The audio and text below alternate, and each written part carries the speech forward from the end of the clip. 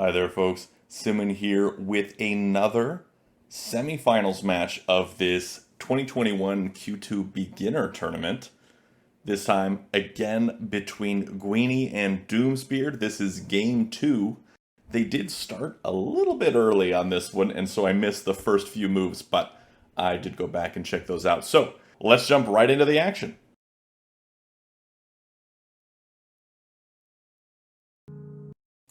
Oh no, they didn't wait for me. This is game 2. Let's go back and see how they started this. This is game 2 of the beginner tournament. DoomsBeard and Gueenee, DoomsBeard in white. Let's see this. Going for off-center placement. I don't know if that was a misclick or if he was just planning on that.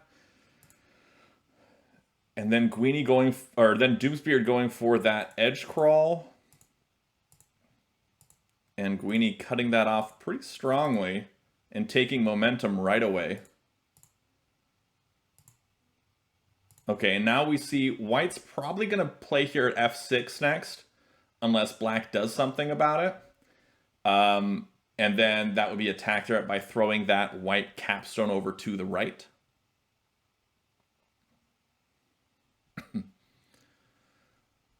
Let's see. Yeah, tossing that capstone to the right is going to be the move I think that he wants to make here. Oh, and yeah, he's going to play here at f6 now. Or make the throw already. No, he's playing at e3, which I don't understand, but... Oh, he may be playing at d4 next to make the attack threat that way. I am... Nope, playing at d6. Okay, so this is another attack threat for Black. You might want to drop a wall here, or even a capstone. Playing apart from your opponent on the opposite side and like disconnected from where your opponent is playing is almost never a good idea because you're unable to capture and interrupt their plays with your existing stones. And if you let them get too far ahead on that, then there's no way you can stop it. And it will turn into a Tinue.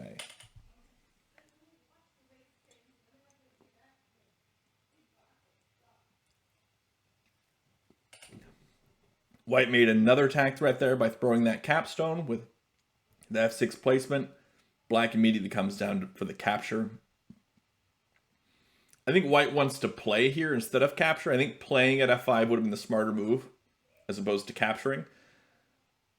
Black now makes the attack threat. Black can continue making attack threats and push this capstone farther and farther away from the rest of the pieces.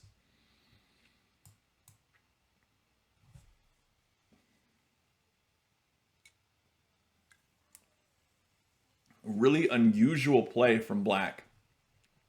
I've seen Gueenee play a lot of times lately, and I haven't seen him do something quite like this before.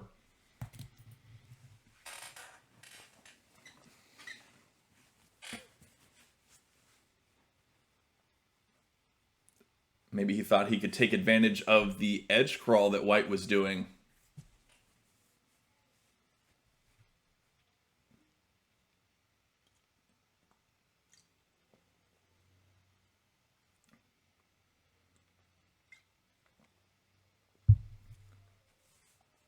Alrighty. Wall drops. Ready to capture this stack. I don't like that wall placement. I would have liked it here at f3 instead.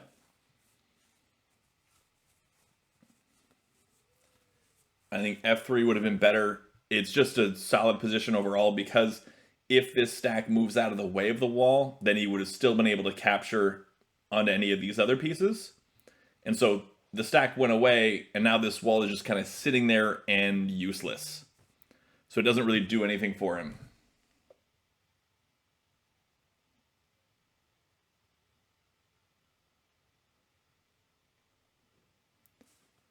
All right, another wall drops. Now this is in a much better position. That wall is in a much better spot there than the other one. So that is solid.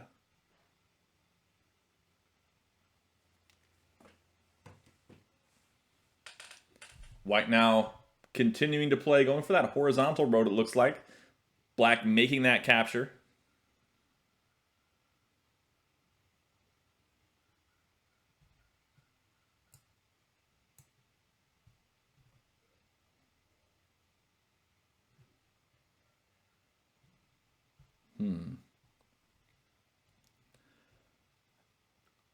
What do I see here that I like? I feel like White's in the lead, but not really using. I don't know. This is an interesting board position, and I'm not quite understanding it. Black seems to keep going for this really simple vertical threat that is very easily cut off, like right there. Now this is where I want to see C2 come up. And then a wall will drop from white, but either way the wall drops, black can take this stack and spread it out to the right or to the left and make a +2 move, or a +3 move, sorry. +3? +2. +2. Yeah, I think it's a +2. Could be +3. Yeah, +2, sorry. And +2, again, is in reference to the flat count differential, which is talked about all in the TAC University flat count differential video that you can go check out to learn all about what I mean when I say +2, +3, +1 moves. All right, D2 being played here from white. Now that sort of invites D3 to come left. Make that capture onto C3. I don't know. I don't know about this.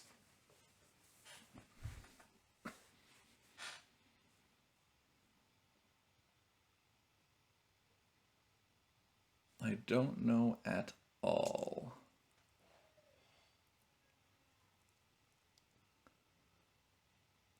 Black playing instead at C6, ready to make a attack threat on the next turn.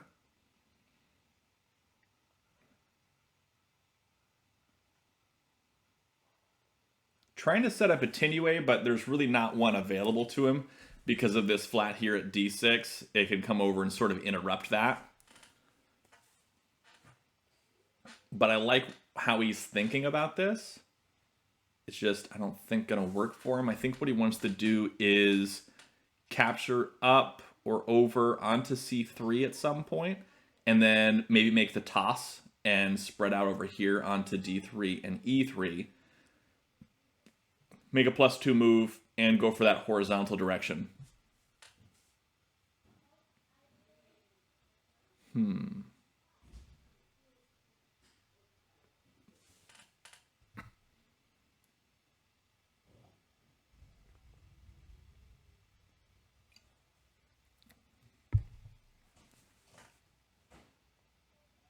All right, we see a C1 placed for black.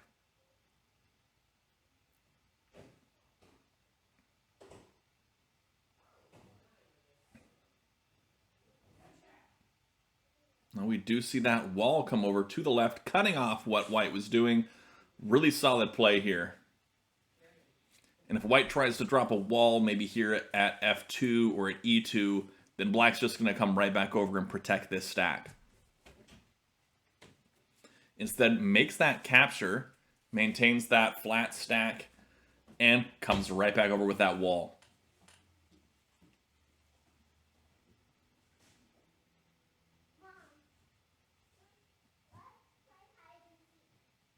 That's what I like to see here. I think this is looking really great for black. White kind of threw away their positioning, and we're only 20 moves in, but white had a pretty solid spot, but kind of threw it away. Because black was playing a little foolishly over here trying to do this vertical line, but now it's working out really well for black because white made a few missteps along the way in dealing with that. And now their entire vertical threat that they were building for from the beginning is completely dismantled.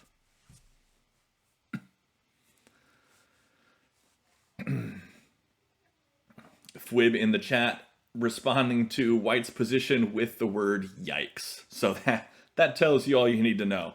Fwib being the current reigning TAC champion and definitely in the top 4 or 5 players in the world. Big time. So we see White dropping a wall here. Good position for a wall. I like that play for White. That's much better than I would have thought that he would play there. That's a pretty solid position because it can cut off anything Black wants to do here. If Black wanted to capture up onto C3 or over onto C3, it would have been able to cut that off in either direction. Instead, Black now playing over here at F4. Looks like they're going for that horizontal threat here.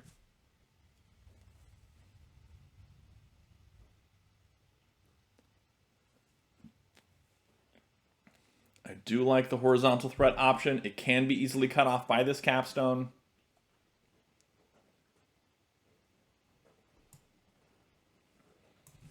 And yeah, Fwib in the chat is saying this is basically a clear representation of the danger of an edge crawl in 6x6. In 5x5, edge crawl, in my opinion, is the superior strategy and is going to be the best every time. But in 6x6, it can get you into a lot of trouble and really cause you to lose that game. All right, we're seeing White capture up onto F4 here to stop that road. Black now dropping here at F3, continuing that tack threat. Playing here at E3 would be the road. Easy to miss because of this tall stack here. Got to make sure you're rotating the board around. Maybe not like this. This is probably too hard to see. Okay, let's see. How were we oriented? We were oriented this way. Oh, and he did miss it. He missed it. So Black in response played up here at E6, completely missing that this was a road. Black plays the flat, wins. And that is the end of game 2. Congratulations to Gueenee. You won both games in this semifinals match in the beginner tournament. You now move on to the finals of this Q2 beginner tournament.